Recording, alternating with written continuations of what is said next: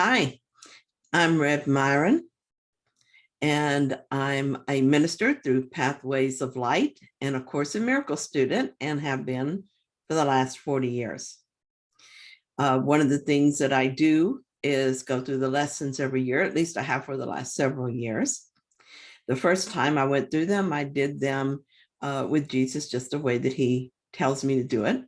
And this time, from that time on, when I've gone through them, I've read the lesson, asking Jesus to clarify it for me, to help me to see whatever it is he wants me to see this time around, whatever he wants me to learn from it, or maybe how he wants me to practice it.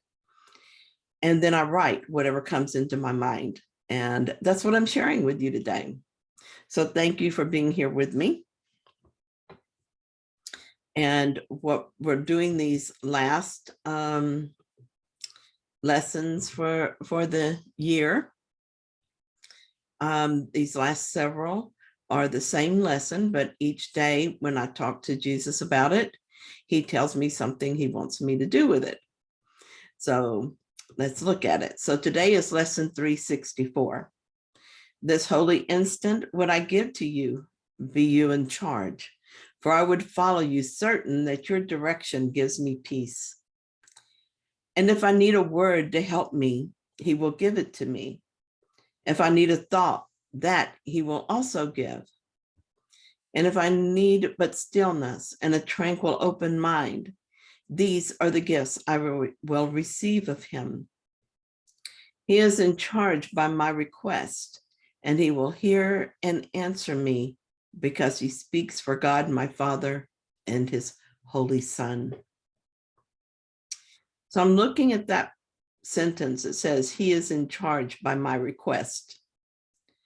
I can't believe how long it has taken me to make this request. I would ask the Holy Spirit to be in charge once I was in trouble. However, when things calmed down, I would be right back to making decisions on my own. Then I would repeat the same process. Eventually, though, I saw my pattern and realized that I needed to put the Holy Spirit in charge and not change my mind about that. And life is much happier now. And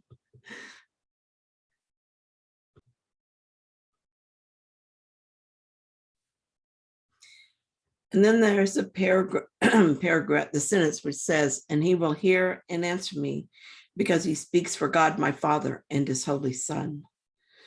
When I put the Holy Spirit in charge, I'm putting God in charge.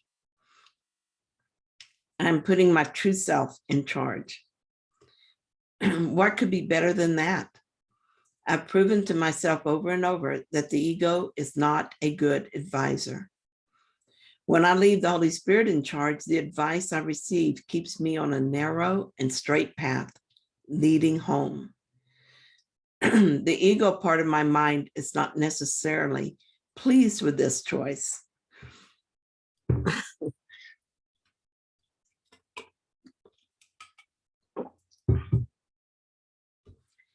The directions Holy Spirit gives me can sometimes feel temporarily uncomfortable. For instance, he has me focusing on acceptance of whatever is happening. In order for acceptance to be helpful, it needs to be complete and it needs to occur in every situation. So what arises are the situations I tend to dislike. The ego insists that I can't just accept certain things and argues against this. For a while, I'm in conflict, but as I continue my practice, the situation is resolved and I see the value and acceptance.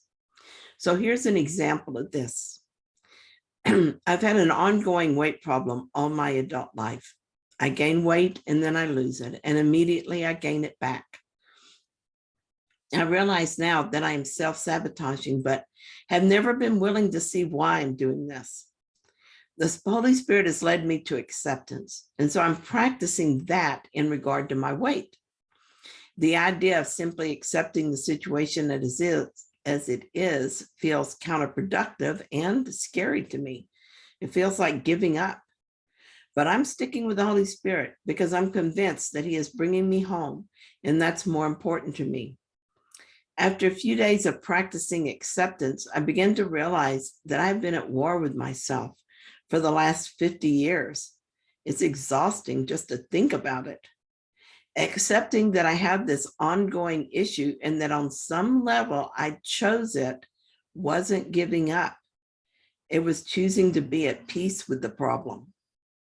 Now that I'm no longer trying to project the problem onto my metabolism or any other handy target, I can start seeing it differently. The first thing I did after that decision was to forgive myself for my past choices. I don't know why I made them. And if I do need to know that, I'm sure that clarity will come. Through self-forgiveness, I'm no longer in conflict. All my energy is going toward listening to guidance. If this is the only lesson I learned from the Holy Spirit from his guidance, it would be well worth it. However, there's more good coming from my choice for God. Because I forgave my past choices, I'm no longer making myself guilty, and guilt is what holds the ego together. Being free of guilt is like turning on a bright light in a dark room, making vision possible. I'm seeing this problem differently now.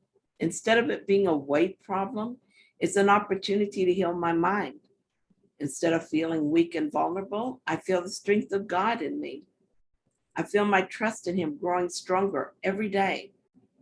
After all these years, gratitude is taking the place of failure and guilt. Instead of being disappointed in myself, I feel love for myself. This is as far as I've gotten, but I'm very pleased so far. I'm certain that his direction will always give me peace, and the peace of God is my goal. So this is kind of exciting. I'm happy to be doing this and anticipating great things. So we'll see what happens. Thank you for watching my video. And if you liked it, well, then press the like symbol and maybe subscribe. That would be great. Thanks so much. See you tomorrow.